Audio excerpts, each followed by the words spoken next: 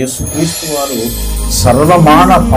పాపముల కొరకు, మానవాళి పాపముల కొరకు ఈ లోకానికి వచ్చి మనుషుల కొరకు తను చనిపోయారు. దేవునికి స్తోత్రం కలుగుతారు.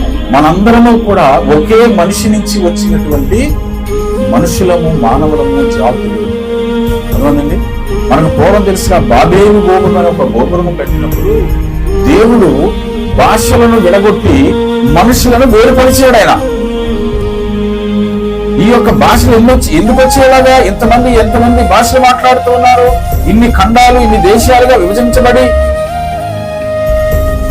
ఇన్ని రాష్ట్రాలుగా, ఇన్ని దేశాలుగా, ఇన్ని పట్టణాలుగా విభజించబడి రకరకమైనటువంటి భాషలు మాట్లాడుతూ ఉన్నటువంటి వీరందరూ కూడా ఎక్కడి నుంచి వచ్చారంటే, దేవుడు ఆనాడు బాబేలు గోపురం అనే ఒక గోపురము కడుతూ ఉంటే వారిని ఏం చేశాడంటే, మీరు ఇక్కడ ఉండడానికి వీలు లేదని చెప్పి వారి యొక్క భాషలను తారుమారు చేసేసి ఒకే భాష మాట్లాడుతున్నటువంటి వారికి రకరకములైనటువంటి భాషలను వారిలోని పుట్టించి ఆయన ఏం చేశాడంటే అక్కడి నుంచి వారందరినీ కూడా పంపివేశాడు.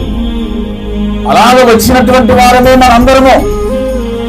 మనమందరము కూడా ఒకే మనిషి నుంచి మనందరం వచ్చినటువంటి వారు.